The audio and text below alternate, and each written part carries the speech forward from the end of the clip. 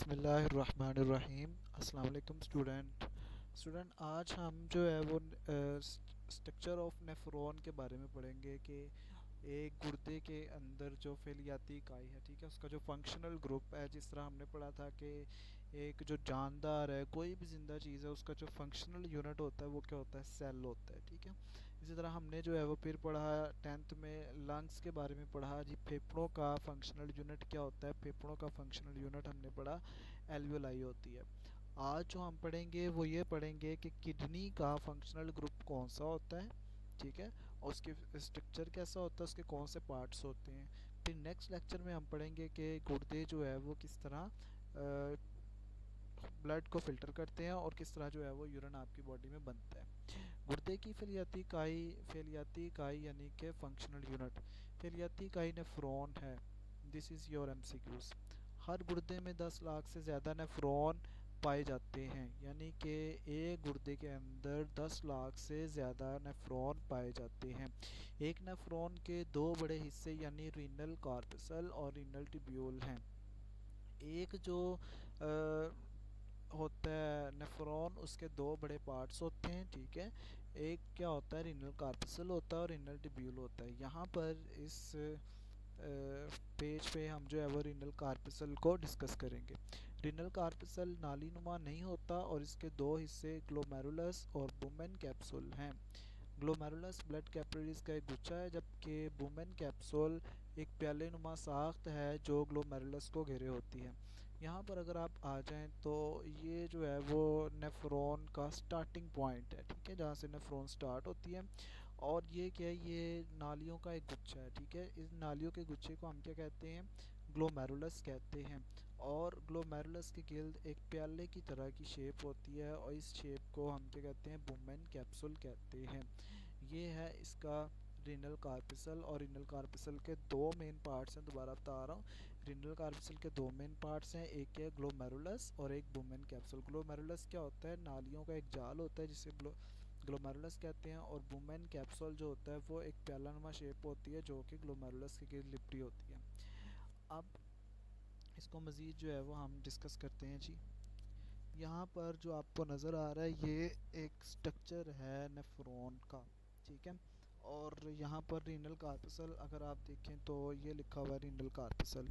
Renal corpuscle के दो main parts जो मैंने अभी बताए, ये है ग्लोमेरुलस और ग्लोमेरुलस के गिर्द ये क्या है, बुमेन कैप्सूल, ठीक है। ये साइड पर ये लिखा हुआ है बुमेन कैप्सूल। बेसिकली ये कहाँ पे पाया जाता है, दिस इज़ लोकेट हियर। ये है इसका स्टार्टिंग पॉइंट नेफ्रॉन का। नेफ्रॉन बेसिकली यहाँ से स्टार्ट हो रही है और मूव करके ये इस तरह आ रही है, ये इस तरह और ये ऊपर इस तरह, ठीक है।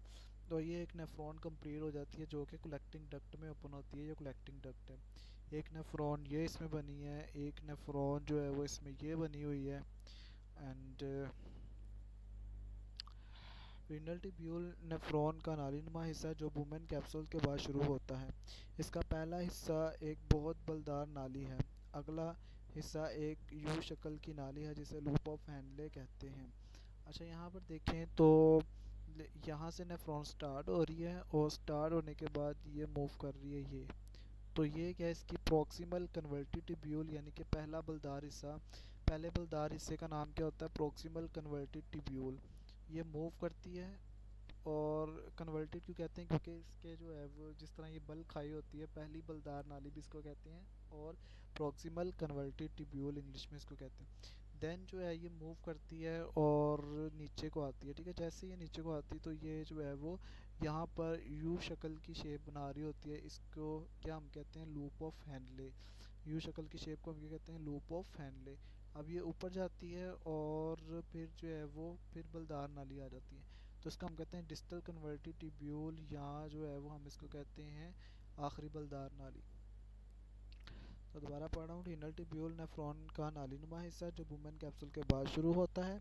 इसका पहला हिस्सा एक बहुत बलदार नाली है। अगला हिस्सा एक क्यू शक्ल की नाली है जिसे लूप ऑफ हैंडले कहते हैं। लूप ऑफ हैंडले के बाद रीनल ट्यूब्यूल का आखिरी हिस्सा फिर एक बलदार नाली है। बहुत से नेफ्रॉन के आखिरी बलदार हिस्से कलेक्टिंग डक्ट में खुलते हैं। अब देखिए यहाँ पर जो है वो आपको दो नेफ्रॉन्स उन्होंने दिखाए हैं। एक नेफ्रॉन जो है वो ये है, ठीक है। और ये जो है वो कहाँ ओपन हो रहा है, ये जी यहाँ ये ओपन हो रहा है कलेक्टिंग डक्ट में, ठीक है।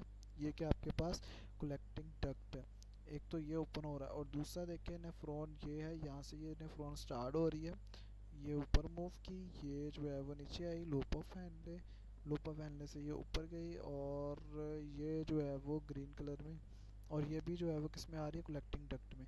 तो वो कहता है कि बहुत सी नेफ्रॉन्स जो होती हैं वो एक ही नाली में खुलती हैं, उस नाली को हम क्या कहते हैं कलेक्टिंग डक्ट, ये लिखा हुआ है कलेक्टिंग डक्ट। और कलेक्टिंग डक्ट देखें यहाँ से इस नेफ्रॉन का, यहाँ से भी कोई नेफ्रॉन इसके साथ अटैच होगी, इधर से भी, इधर से बहुत ज़्यादा नेफ्रॉन इसके साथ अटैच होंगी, और वो सारी की सारी कहाँ पर ओपन होंगी कलेक्टिंग डक्ट में ओपन होंगी, ठीक है।